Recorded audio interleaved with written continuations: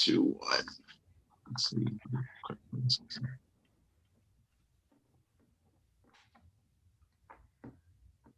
All right, and we're live now. Welcome, welcome, welcome. Thank you to the guests for joining me. Thank you to all viewers for joining. We'll just jump into it. So my name is Stefan Delavo, the president of the Caribbean Blockchain Alliance. We basically push blockchain adoption in the Caribbean, mainly through education and public policy. And I will introduce my lovely guests. We'll start with Dr. P. Jillian Bethel. Give me a second. Actually, Jillian, do you want to start by saying hi and kind of giving a quick intro? Sure. Hey, hello world. Hello Caribbean Blockchain Alliance people. Hello our crypto crazies, which I like to call them. I'm Jillian Bethel. I am the CEO of IslandBit, which is based in the Bahamas. We are a crypto startup. We provide access to cryptocurrencies for people in the Bahamas with the intention of expanding our services regionally within the Caribbean. We have some huge plans on the horizon, but for now, it's just a two-pronged approach to adoption, which is giving people access and educating people about cryptocurrencies. So yeah, that's me. Excellent stuff. Now we have Adella Toulon-Foerster. She is currently in St. Lucia. Adella, do you want to give a quick intro? Sure. Hi.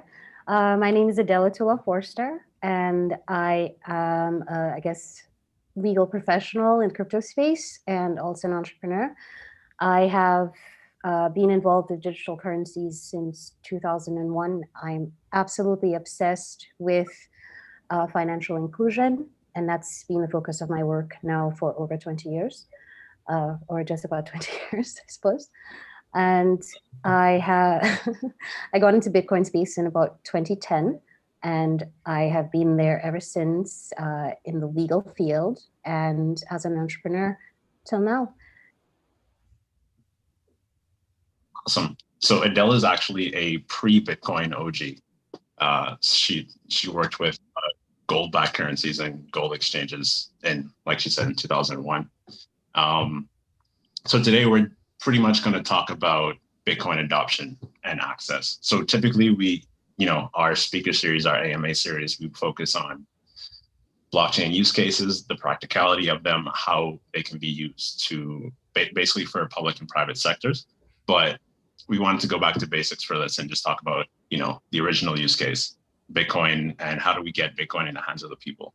So for the people that do kind of follow this space, we all have been seeing, the Michael Saylors and the large companies and the large banks really push on to Bitcoin as of late, which is great in the sense that, it adds that validation. It shows that, more people are taking it seriously.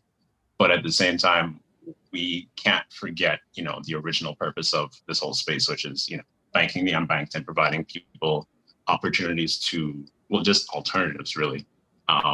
So yeah, we're going to talk about how do we make sure that the everyday person, the layman, can access these technologies. So I'll actually just start off with the question of why is Bitcoin important to you guys? Why do you feel that it's necessary for people to use, to understand, to maybe have some? And just the question as a digital asset. Adella, let's start with you, if you want to talk about that. Sure. So Bitcoin is a peer-to-peer, open source digital currency. And the thing that makes it the most unique, and I think probably the most important innovation in this century, is that it is the world's first completely decentralized currency. And that is just, it's not just important because it's an important piece of innovation. It is so much so important that because it is the first time that a person can actually hold on to their store of value without permission, without trust, without an intermediary, and can transact with another person seamlessly and frictionlessly.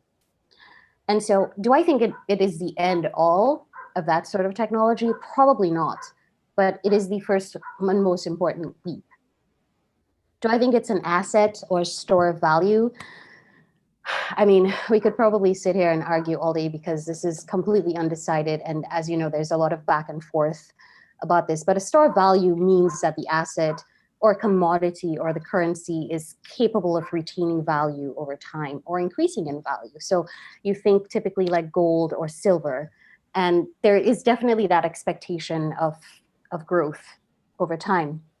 And whilst I don't have the monetary economics to back up my opinions, these are opinions as hard fact, I believe that what we've seen historically, Bitcoin has acted as a safe haven asset. So in times of unrest and turmoil, people have used it to hedge against currency inflation and other disasters in traditional markets. So I would say the best use case example is like Venezuela, for example. And I read an article that described it as no other economy facing hyperinflation has come near to Venezuela in terms of activity on peer-to-peer crypto exchanges. And that is just from information collected on Coindance from local Bitcoins and Paxful use. So, I mean, that's something to really think about. Like when your economy is failing, that this asset is somehow thriving. And these are the reasons that we need to kind of look at the why. Like, why does that happen? Exactly. Just I like the way you put that too, because it's, you know, a part of a total macroeconomic foundation or outlook, and understanding where Bitcoin sits in all of that is very important in the sense of not just country by country, but also globally. Jillian, do you want to jump in and add to that? Yeah, sure. So one of the first times I really interacted with Bitcoin was just watching somebody else use it while I was traveling. And the borderless and open source nature of cryptocurrencies is what really attracted me to it. I like the fact that, you know, you can have this asset. And at the time when I saw it, it was in Europe. Somebody was actually paying for something in Europe. The borderless nature of it is something that, you know, when you start to think that, you know, you're going to be traveling around from different countries, and almost everywhere I stopped, I think I did Hong Kong, the Netherlands, and Denmark, which was weird because in Denmark, I didn't think they were so pro crypto, but here it was. It was the first time I saw somebody actually using crypto, and I just immediately went, "Wow, this is an asset that doesn't need a middleman. This is something that I can just take and use everywhere." And so that was the immediate thing. And then when you start to realize that, hey, I could just use this thing. I have no personal links to my information, and the fact that, you know, it's anonymous or somewhat anonymous, and the prospects of reaching the unbanked community, that was definitely something that appealed to me in my travels and my desire to be back in the Bahamas. So Bitcoin is an asset. The importance lies in all of these things. Just now we talked about, Adella talked about the store of value. So beyond the borderless nature of it, the store of value part of it is huge.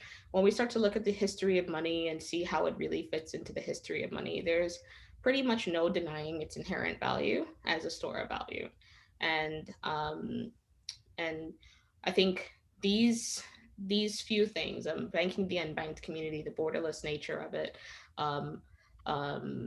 the huge store of value that it is, are things that, when they're fully understood by, you know, the general population, then these are things that really, really lead to adoption.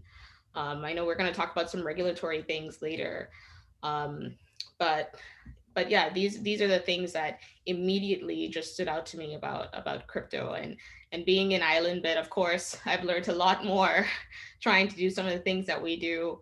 And it points a lot more at that point to the importance of Bitcoin as this digital asset as opposed to some of the other crypto assets that are out there.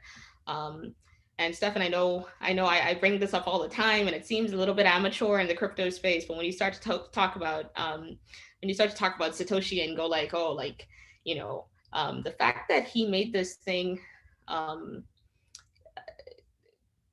unknown, like he made the origins of this thing unknown, is actually very, very important when it comes to regulatory things. So that's one of the big importances of Bitcoin when it comes to the regulatory side of it. But we'll get to that in a bit. Yeah. Can I ask you a question? Can I just jump in and ask a question, Jillian? Yeah, sure. Do you think Bitcoin has inherent value?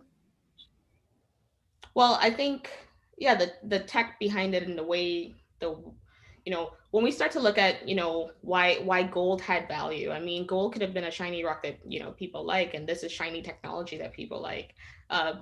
I think there's value in that. I feel like there's a follow-up. Oh, no, I'm just asking because this is such a debatable. It's a point of It's a great store of value. And I think through COVID, there's been so many op-eds, been so many just basic market movements that prove that people don't mind just taking their value and storing it in this asset.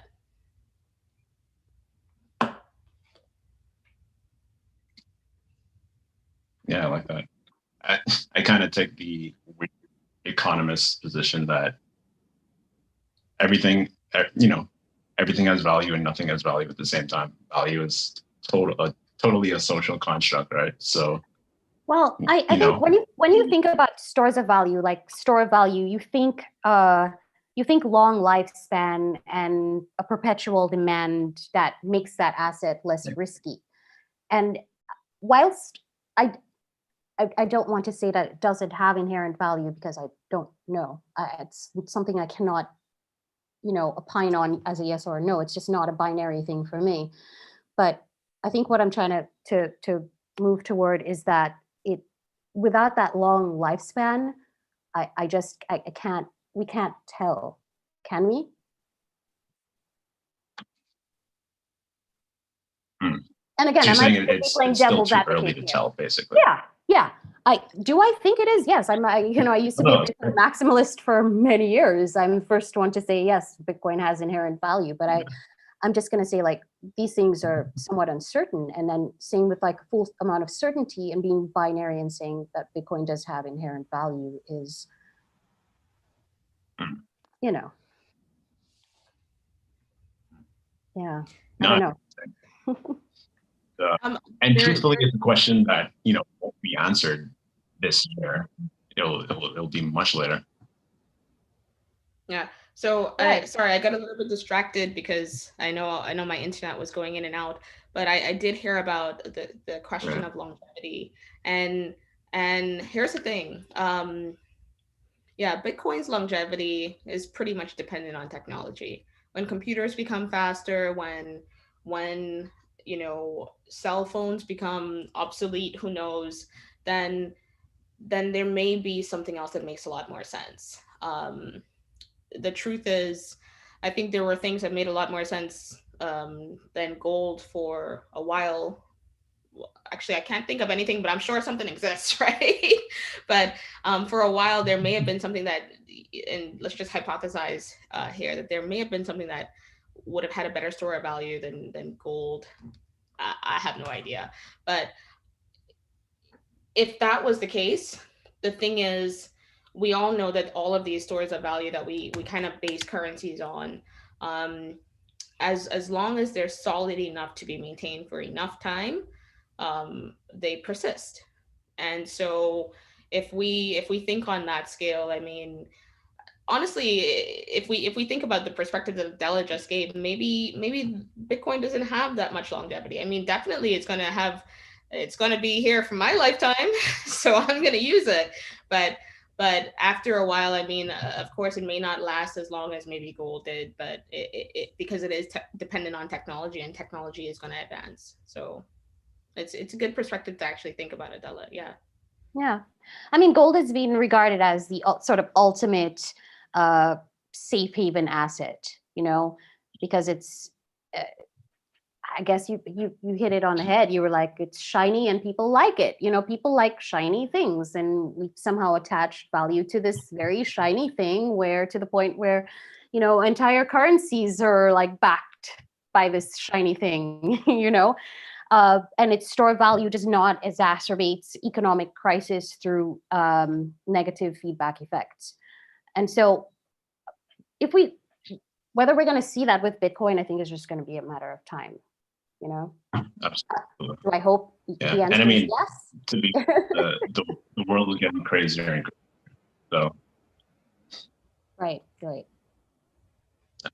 I think we're all having a little bit of internet issues there, but we will persevere.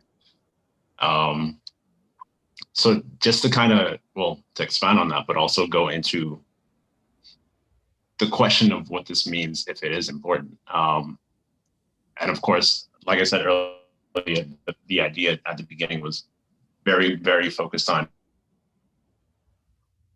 reaching the bank, push that in a larger question of, the access and the point of the points of entry. And actually, Adella, if we could kind of combine that with the few years back. I'm sorry, you broke up a bit. Sorry. No, I was saying, to touch on the point of access and reaching the unbanked, I actually wanted to wonder if you could bring up the BitDrop project from a few years back. Yeah. So whilst I was not involved with the BitDrop personally, I do know the principles behind the BitDrop, and I don't know if you guys remember Coinapult. That would have been yeah. I think Eric Miller, Ira Miller. Yeah, Eric Voorhees was probably involved in that project. Don't quote me on this. The College Cryptocurrency Network, that's Jeremy Gardner. So the point of it was just an experiment for them. They wanted to see what dropping Bitcoin on a population where that was previously untested, to see what happened. And they chose a very symbolic day, Pi Day, to do that. That would be May the 14th. And so the mechanics behind it was that they would send a text to everybody on island, 70,000 people with a cell phone, and the person could opt in or out and receive $26 worth of Bitcoin to spend on the day of the party. Yeah. I think it was a great idea. I worked with Ira on a project in Panama called Radix, which would be a legal code repository for smart contracts. And he's extremely astute guy. The BitDrop, it is possible to be too early to do something, and I think that was one of those things. Ultimately, it didn't go through. They didn't get approval, because the government was probably like, WTF, right? You don't know anything about this. No, hard no. Yeah. And that's my take on the BitDrop right there. But it would have been cool. I'll tell you that. Could have been cool. Again? Could have been cool. I don't remember exactly what the price of Bitcoin was at the time, but I imagine that if everybody in Dominica, 70,000 people got opted in to receive, $26 worth of Bitcoin, that could have been very good for them. However, I do believe there might have been people on the periphery going like, wow, what a great opportunity to liquidate a lot of Bitcoin and hedge on its future price increase. Yeah. If I was in the crypto it space, would have been very interesting to see what came that was my first thought. My first thought when I heard about the BitDrop, I was sitting there I was in right outside of Washington DC at the time, and I just gotten off a call with Jeremy at the time, and I remember thinking, oh wow, need to get a BTM down there like ASAP. Yeah.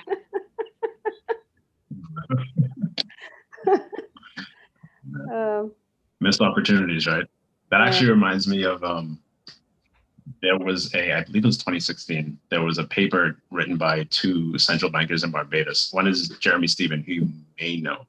But the idea was basically, as a central bank, we should hold some Bitcoin in terms of our reserves. Not even a crazy amount, just a decent amount. And if they had done that, because they wrote the paper, it actually got pretty well known, and I think that the central bank just decided not to do it. But the country Barbados would have been in a very different, reserve or fiscal position if that were to be the case. But I think it just shows the importance of, well, one, on our side, just making sure people are educated in terms of what these things are and why they're important, and then on the other side, in terms of like governments, just be a bit more open and a bit less conservative in terms of staying away from, certain things. But I understand it is what it is. That level of risk aversion. I certainly do, especially when you come from a certain experience. You sort of tend to be more conservative and less, GameStop in your approach to things.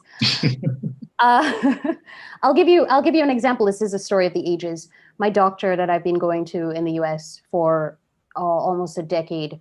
Every time I go, we talk crypto for about an hour and do like doctor stuff for about 5 minutes.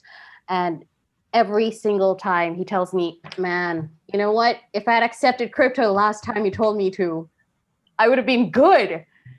And so the running joke is like, okay, well, next time we're going to just talk about, how you should have accepted crypto the last time, because I offered to set him up. I was like, listen, I will help you set up a wallet and figure it out and get it done. And every time he's so remorseful, he's like, man, been following the price.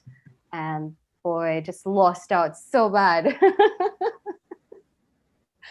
Yeah. So I think there's a lot of that from, your doctor's office to your central banks, man, and your institutional banks down the street. Yeah. From retail institutions. Yeah.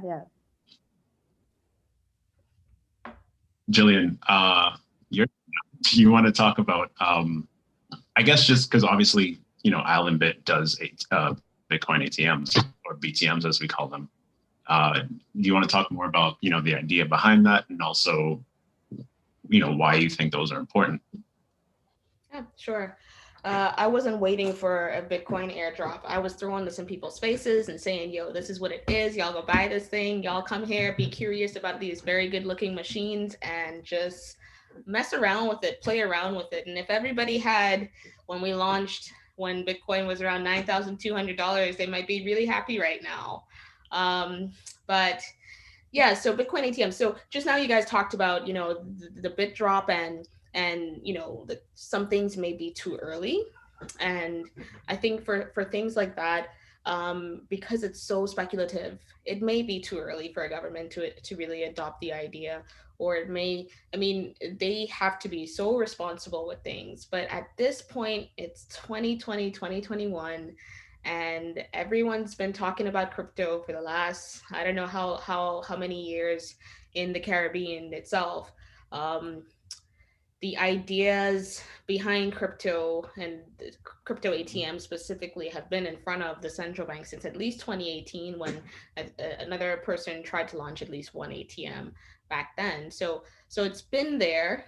And so when I think about somebody else coming to, the central bank, or coming to the community or anyone and saying, hey, now it's time to buy crypto, there really should be no hesitation. If somebody were to go and try to do this bit drop, I don't think they're going to do, they're still going to do $26. They're still going to have to do $26, but I don't think it's going to be as significant anymore. But if somebody were to go to Dominica right now and attempt to do this bit drop, there should be no hindrance, right? Because we're at a point now where hedge funds, institutional investors, institutions themselves, they're adopting this and they're about to implement it in every facet of our financial systems, on the back end. And we really need people on the front end to say, okay, like, hey, I can do this myself. These options exist for me as, pretty much myself. I have this power in my hand. I don't need Visa to adopt certain things in order for me to be able to access it. Sorry, I love Visa to an extent, but but you know what I'm saying. So with our Bitcoin ATMs, and I think the community in the Bahamas knows the story very well. We launched last year with the permission of the central bank, and by the end of the year, we were asked to stop by the central bank. I don't know if it was a revision of an approach or whatever. So I was able to juxtapose that experience. Why? Were you given a reason why? Girl, I don't know if we're going to get into it. The reason why was because cryptocurrencies were deemed a foreign asset. The thing is, they were deemed a foreign asset when we started, but we were given the go ahead. So why the go ahead initially and the stop later, I'm not sure. But hey, I was able to take that experience and really juxtapose it against experiences that I had in China. We didn't talk about it in my intro, but I lived in China for 13, almost 14 years. And it's where I was introduced to blockchain technology. And I want to talk a little bit about that because it was during research, medical research, that I was introduced to blockchain technology. And it was an option, or it was a presentation from a research fellow who was trying to convince our research group to convince other research groups to store data on the blockchain. And since we were all basically, we spent a lot of time contacting other hospitals to get their data sets, right? So the whole idea was to store information about the data sets on the blockchain, and then be able to pay those hospitals for their data sets easily. So if you imagine a searchable database, maybe a smart contract back then, I have no idea how they intended to do it, and I haven't looked back at it for a really long time, and it was presented in Mandarin, so I'm not even sure I fully understood it. But thinking back on it now, I think I understand it. But the whole idea was to have this database of data sets that was searchable, and then you would be able to basically pay the hospitals who own the data sets, or the research groups who own the data sets, in cryptocurrency for using their data sets, right? Which was already, that process without blockchain technology was very cumbersome and time consuming for us. And then there were the logistics of getting the actual CDs of data sets, right? Which is another story. But that was given a hard halt, it was given a hard halt in an environment where you didn't really need to use Bitcoin to pay it. But the blockchain aspect of it was great. You could have used WeChat or Alipay or any of the services that existed in China to do the payment side of it. But it was given a huge halt just because it was blockchain and nobody really understood it. I'm sure now, if they were to go and dig in their archives and say, can we use this as a solution for what we intend to do now, or what we've been trying to do, it's the obvious solution. And when we take that and bring it back to Bitcoin itself, and we start to look at some of the things, especially in our Caribbean economies, that happen, like sending money out of the Bahamas to the US and having to pay the exchange rate, having to pay the fees to a bank, when so many places in the US already accept cryptocurrency, it then becomes the obvious answer.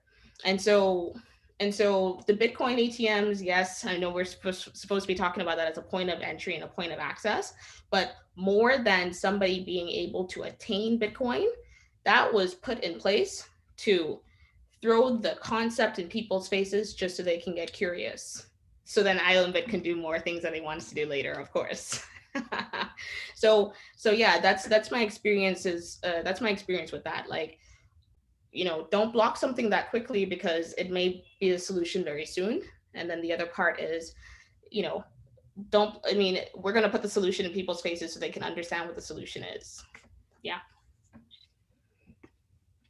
That was a mouthful.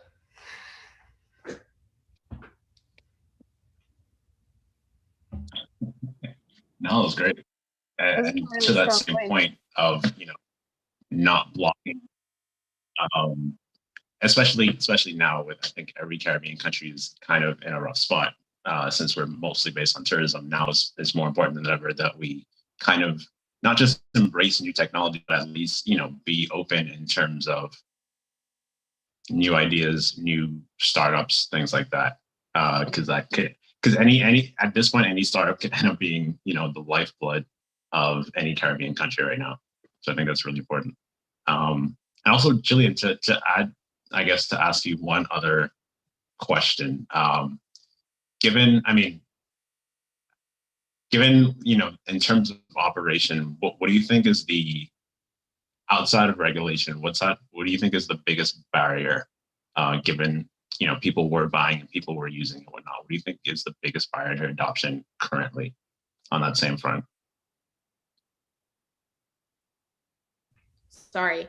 Sure. So I don't know if this is a result of the current situation with the pandemic and everything, but a huge barrier, and I'm going to get to education after this because I know that would be the obvious answer. But a huge barrier is actually people trying to get people over the hump of the get rich quick scheme, right? When we start to talk to people who are just getting to understand crypto, they're still very much in the mindset or the mind frame of this can help me get rich very, very quickly, or this, or the polar opposite of it. This must be a scheme. This must be a scam.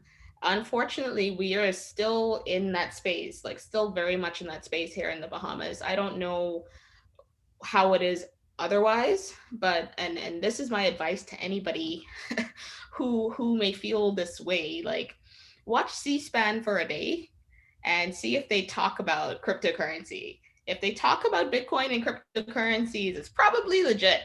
Whatever they talk about on C-SPAN is probably legit, with the exception of central banks and all of that. They're the false things. Sorry, maybe. But the big the big hump that I'm finding that we have to get over for people to really adopt Bitcoin and other cryptocurrencies for what they are, especially Bitcoin, and what they can offer to people, is that hump of a get rich quick scheme. The other part of it is all education, but and truthfully, they go hand in hand.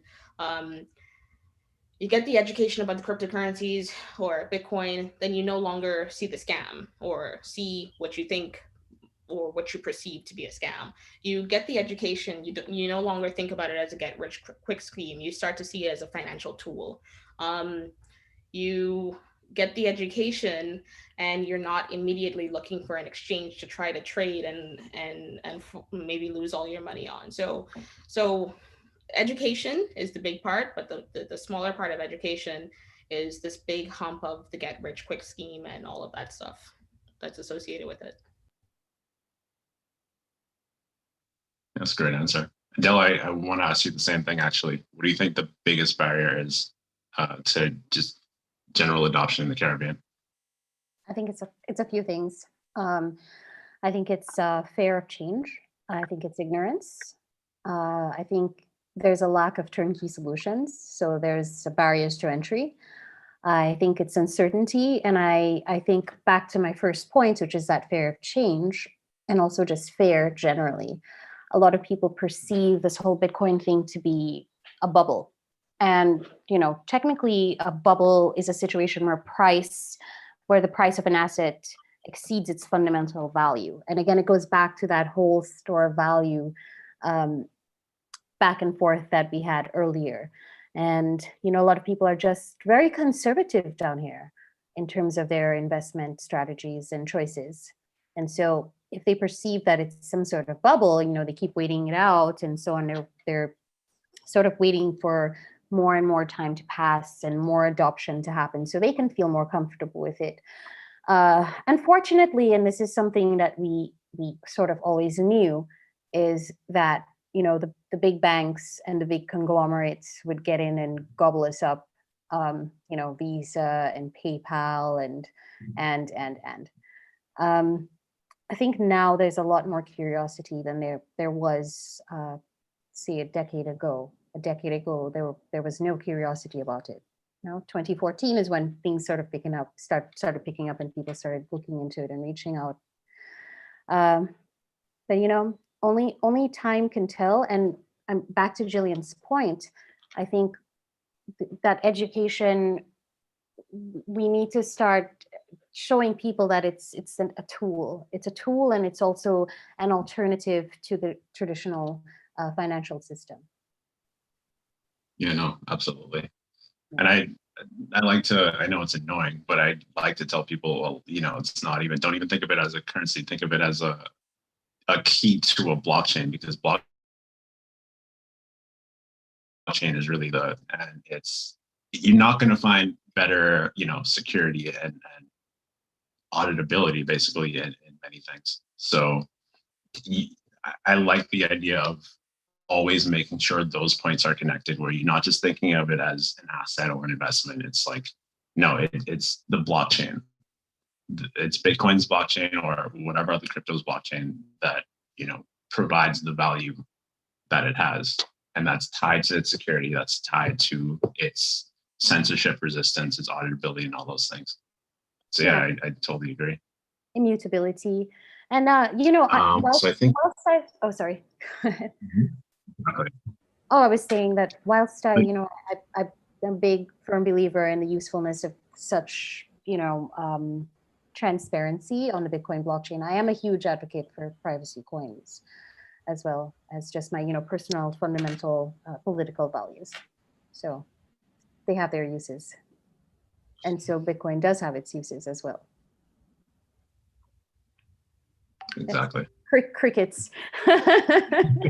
No, 100%.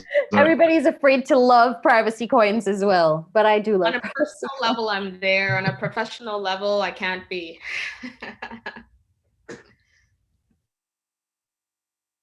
No, that's certainly something that I completely understand, and I think so at the inception of Monero, for example, I was very secretive about my fascination with that, and now I just have the hold my head up high sort of stance on the whole matter. Yeah, I think it's dangerous if we fall into like a surveillance state system like China. No offense to the Chinese at all, but I think that we've gotten so very comfortable with this excessive KYC that's going on right now in the traditional banking world that it's becoming more and more normal and more excessive as well. Yeah, and I don't worry, Adella. We're no, I'm sorry. I'm like sliding down into like, okay. No, but actually on that point, and this is halfway a shameless plug, but also a search for conversation and trying to figure out where we stand or where we can stand on this. So we're talking about adoption, and here's the shameless plug. IslandBit intends to do a lot of things that facilitate adoption beyond putting ATMs out there and educating people. We want to make the most usable products for Bahamian and Caribbean people for them to easily realize that it's a great choice, right? Something that becomes a no-brainer. But now we're talking about privacy coins, and I feel like we're going to get into a conversation about regulation, right? We're talking about these things. We're talking about KYC. Like, how do you guys envision, and I'm sorry for taking the moderator stance, Stefan, but how do you guys envision a hybrid world where, a company like IslandBit goes and creates these products for people to use when we have to live in this world where KYC is the expectation?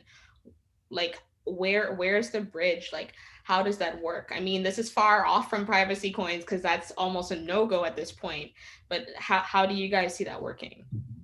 Give me some advice.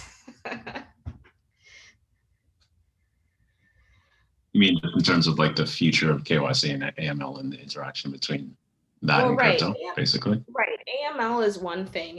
AML is arguably stronger when it comes to any blockchain protocols, but when it comes to this whole need for KYC in an environment where there's anonymity, how do we facilitate adoption in this environment? I mean, it is my intention to fully increase adoption, to totally increase adoption through introducing all of these new products in a system where the introduction of any financial products requires strict KYC and AML. Like, how do we balance this stuff out? I think we balance it out by starting to think about things realistically. And I always like to give the cash example. Is anybody sold a fridge online or something from their house, and you've got to meet some guy somewhere and give him some cash? Like, really, are you KYCing that guy who's reached out? He's called Todd 9099 at, let's say, Yahoo, for humor's sake, you know? And that's all you know about this guy. And this guy hands you like $3,500 for a fridge. Are you KYCing him? What is this process? I'm just saying that these are the sort of fundamental examples that we have to think about in using real world applications. Will we get to a point where, cash, which is as anonymous as you can get, really? It's more anonymous than privacy coin in so many ways when you think about it. Where you're meeting Tom for Tom to buy a fridge, and you have to KYC Tom and somehow send that into a regulator. Everybody is deemed a financial institution. It is ridiculous. And I think once we start thinking about it in real life and real world terms, that's when the ridicule itself becomes apparent. Yeah. So, and this And is I think not that's even in terms of the region, because we still use cash more than everything else. And there's literally no KYC involved in cash at all. So do you want to go backwards or forwards is basically the question. No, yeah. Jillian, sorry, I cut you off. No worries. So, but what Adella was saying, it's a real, it zooms in on what the balance actually is. So when she says that, we're looking at a situation, and I've never bought or done anything on eBay for the reason that I feel like I can't trust the person, right? So what happens is you create an institution or you create a company like IslandBit, where somebody feels this is something that's regulated and this is something that has a lot more trust, right? So then it becomes that balance of trust in a company versus this kind of retail thing. And obviously there are hard lines. You can create trust rating. You can create trust rating systems. For example, local Bitcoins, whom I worked for many years, had that rating system. So you, from the jump, could gauge whether you wanted to trust a seller with a 40% or 99%. Yeah, but even then, there becomes this challenge of where do the products come from? I'm going to go buy this thing from you, and I trust that you're a good seller because the rating system says that. But how do I know that? I mean, this is just an example, but how do I know that it's not ill-gotten goods? How do I know that at some point I'm not going to get in trouble for receiving some goods, right? That are ill-gotten. So there has to be. And I mean, I promise you this is my professional voice, because I think Stefan knows I'm quite the rebel, right? But how do you instill confidence among retail people who are conditioned to trust because of regulation? I mean, maybe the result is that or the solution is that we kind of break them down from that and say, hey, here is the rating system. This is really all you need. Maybe we need to break them out of that mold of needing all of these things that the three of us probably think are ridiculous. Like, maybe we need to break them out of that mold so that we get them to that point of being able to trust in the way that we trust peer-to-peer systems. I don't know. I mean, this is something where I think the world entirely, because of Bitcoin and the whole crypto space, I think we're still very much trying to find that balance. I frankly think that's where a lot of volatility comes from in the prices. But that's actually what this whole conversation is about. Where is that balance, and when is that balance going to really settle down? Yeah. I feel like I could put you in the same room and we'll solve all the problems within like 2 hours.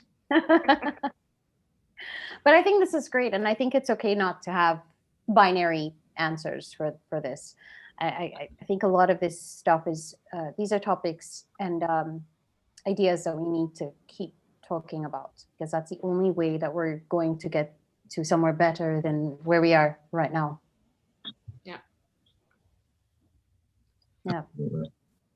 So I kind of shift gears a little bit. I know time coming up. We have about 10 minutes. I just want to look at this YouTube live for a second and look for any questions. And also for any watching, if you have any more questions, definitely add them up. Let me see. First question is from Sam Campbell. Do you guys see any other cryptocurrency becoming bigger than Bitcoin? Not sure if, price-wise or longevity or use case, but I'll leave that up to you guys' discretion. If that sounds like I don't know. I know a Sammy Campbell. If that's the Bahamian Sammy Campbell, tell him look out for something from IslandBit real quick. Okay, shameless plug. Shameless plug. I don't know, man. Yeah, you don't know. Sorry, Adella, but for right now, Bitcoin has been solid. Nothing's been more solid than Bitcoin. But like we say, tech may advance. Things may happen in the future, but for right now, I mean, Bitcoin's been pretty solid and it's undeniable. If we're talking about price, yeah, Wi-Fi did its thing and a couple other of them, but when we're talking about a solid use case, solid overall points, Bitcoin's got it. This is not investment advice. This is not. A wise man once said, I throw my hands up in the air sometimes. That's how I feel about this. Absolutely no idea if there's going to be a better protocol than Bitcoin. Do I think that it's probable? Yes. Do I know for a fact? No, I don't. I love XMR. I love Monero. I do. I think it, that ring signature technology, man, I think it's kind of superior to BTC at the moment, but it depends on depends on what you're using the asset for. It depends on what you're using the currency for, Right. And it depends on what's better for you. When I buy stuff on certain sites, I use PayPal, and some of them I use Bitcoin, and sometimes I use my credit card, and sometimes I use someone else. It's really good to have choice, and I think that's another thing that should be introduced. When we're talking about people's perception of what this thing is that it is an alternative. It is choice, and choice is ultimately powerful. And that's an excellent point, because I think, just like you said, optionality is one of the biggest things you could have as an individual, as a society, the ability to choose, between one thing or the other, whatever will last regardless. It's definitely important to, currency prices or whatever. For those that read, if you're very interested in Bitcoin, read the Bitcoin white paper. Or if you're interested in Monero, read the Monero white paper. Hey, but don't publish it on your site, because Fred Wright might send you a nasty letter. True story. You may sue. Actually, after that, I put the Bitcoin white paper on CBA's site, so it's there. So come for me, Craig. But yeah, seriously, actually look more into the protocols and how these things work. I'm going to look for any other questions.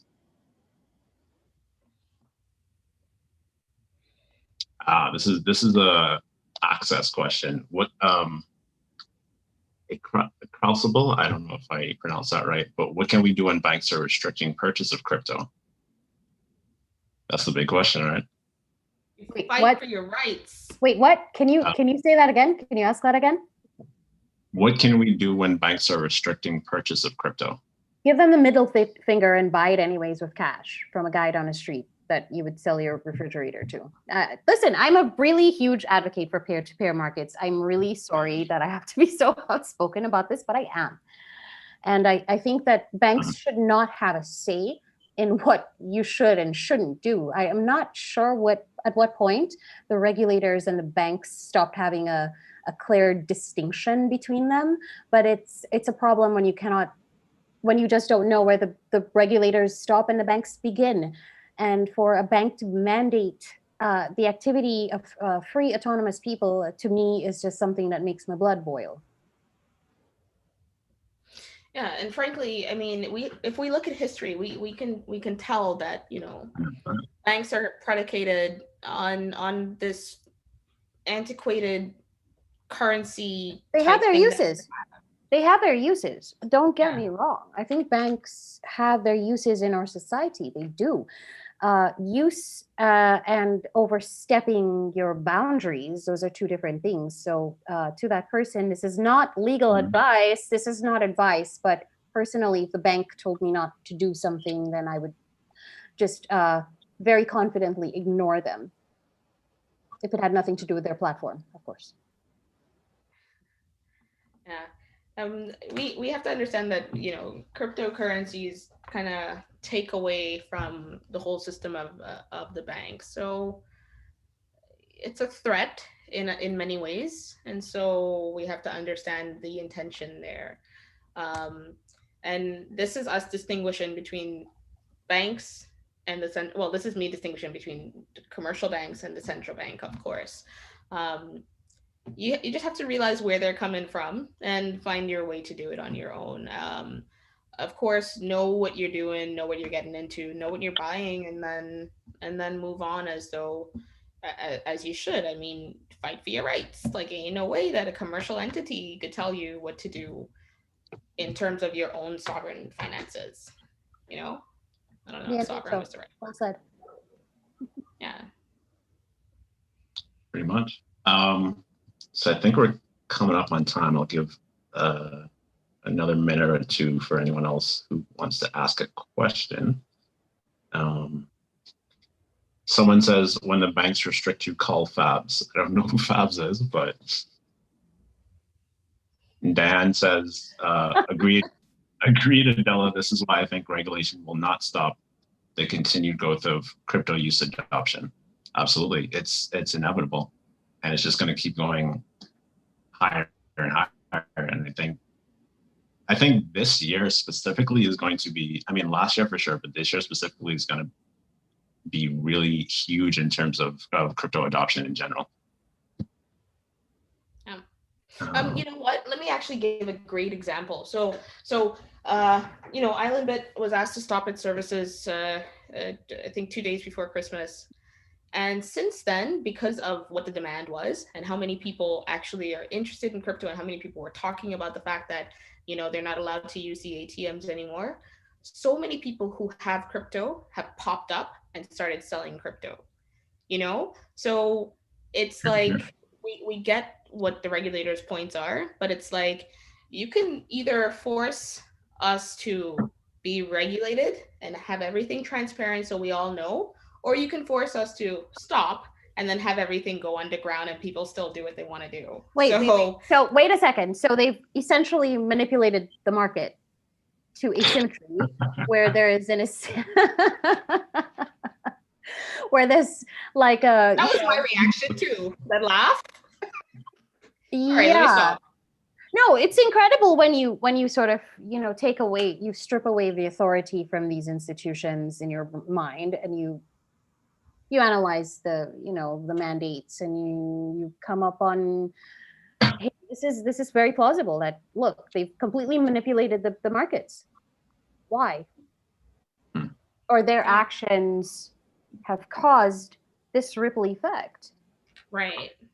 And it's wild and it's sad because we can be taxed, other people can't be taxed, and now the people who regulate, they don't get the money that they can actually have too. So it's just like, I don't know, but we press on. Yeah. Very interesting points, though. I definitely think I would love to have you guys come back at a later date just to talk more about this stuff. Y'all are amazing guests. I think we're gonna close up, but I just want to ask any final words from both of you. Let's start with Adella. My final words are to not to just remember that what is morally right is not necessarily what is legal. After all, slavery was legal completely. And to understand that Bitcoin is this amazing new and nascent technology. You should do all of the research and reading on it as you possibly can. And don't allow others to restrict your ability to transact peer to peer without their interference. And so you need to ask yourself a question when people want to restrict that ability, like whether they actually do have your best interests at heart or not. But ultimately, educate thyself as much as you can. Yeah. So where Adella left off is where I'm going to start. Educate yourself on what this thing really is. Educate yourself on what the uses of this thing really are and what the benefits are. And once you start to really understand what those things are, understand what your rights are, and understand how you can use this thing. So basically, once you're all good with the education, you decide that, hey, this is something that's good for me, then work to get that thing, in the same way that Adella, and I guess I'm ending where Adella started. Don't let anybody restrict you when it comes to your rights and the things that you want. I mean, sure, they can do that maybe in China, but if you're somewhere else where we're supposed to have a little bit more liberty, then you should go ahead and demand it and understand that they actually don't even know if you got it. So it is what it is. Educate yourself and get it if you want it. Yeah. And at the end of the day, a lot of the regulators and people in power, they don't necessarily, there's a lot that they don't understand. So educate them as well. And that's, what we're going to be doing, especially forward. So yeah, no, excellent points. Last thing I will say, people are asking for your, either websites or Twitter ads. So I guess I'll go first. We are islandbit.co, islandbit.co. That's our website. Our social media handles are IslandBit242. That's Twitter, Facebook, Instagram, and LinkedIn. And you can find me on Twitter at Bitcoin Khaleesi. I hardly use Twitter. I don't really feel as if I have much to say. There's so many smart people doing that already. But I am I'm on Twitter, Bitcoin Khaleesi. You can reach out there. Yeah. Khaleesi, like Game of Thrones. Most people would know what that is, right? 100. Yeah. Excellent. Like the Slayer. Ladies, like Slayer of blockchains. Oh, I like that. Thank you so much. Folks, thank you for joining. Guests, thank you for joining. I'm going to call that a wrap. Thanks for having us, Take Caribbean care, Blockchain Alliance. Take care. Bye-bye. Night.